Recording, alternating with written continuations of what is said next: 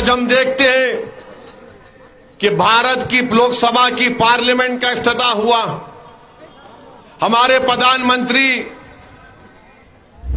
वो एक फोटो आई लेटे हुए हैं, फिर एक टीवी पर मैं देखा कि लोकसभा के अंदर प्रधानमंत्री जा रहे और उनके पीछे कम से कम 18 से 20 हमारे हिंदू भाइयों के मजहब के पुजारी मंत्र पढ़ते हुए जा रहे हैं। प्रधानमंत्री, मुझे देखकर बड़ा ताज्जुब हुआ कि आपके दिल में ये जगह क्यों नहीं पैदा हुई कि जब हिंदू पुजारियों को लेकर मैं जा रहा हूं लोकसभा के अंदर, तो उसमें ईसाई पादरी भी होना चाहिए था, उसमें सिखों के मजहबी रहनुमा को भी होना चाहिए था, उसमें मुसलमानों के कोई एक मौलाना को भी होना चाहिए था। अरे यही तो भारत की खूबसूरती है। वजीर आजम, इस देश का मजहब एक नहीं है, भारत का एक मजहब नहीं है, भारत किसी मजहब को मानता भी नहीं है, भारत पूरे मजहबों को मानता है। इंडिया का कोई रिलीजन नहीं है, इंडिया सब रिलीजन को मानता है। अगर कोई रिलीजन को नहीं मानता, इंडिया उसको भी मानता है। मगर अफसोस हुआ देश के प्रधानमंत्री, आप सिर्फ एक ही मजहब के लोगों को लेकर गए लोकसभा में। काश आपका दिल बड़ा होता तो उसमें ईसाई, सिख, मुसलमान और जैन लोग भी अंदर होते, बाहर हुआ।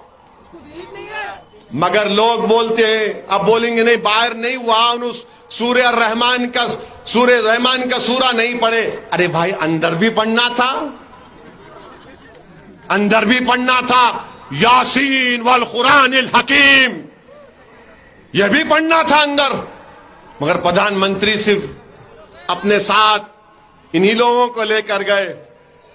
वो लोकसभा का नया इफ्तिताह नहीं दिख रहा था, ऐसा दिख रहा था कि कोई दिल्ली के सुल्तान की ताजपोशी हो रही है।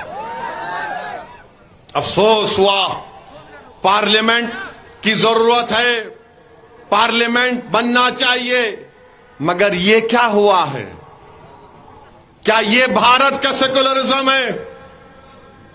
क्या ये सत्यमेव जयते है? क्या यही दिन देखने के लिए हमारे बुजुर्गों ने अंग्रेजों से लड़कर अपनी जानों की अजीम कुर्बानी दी थी? क्या इसीलिए हमारे बुजुर्गों ने काला पानी की सजा काटी थी? क्या इसीलिए जलियांवाला बाग में हमारे बुजुर्गों ने अपनी जानों को कुर्बान कर दिया अंग्रेजों की गुलामी से आजादी हासिल करने के लिए? क्या इसीलिए बहादुर शाह जफर के सामने उनके बेटों की कटे हुए सर को लाकर पेश किया गया था?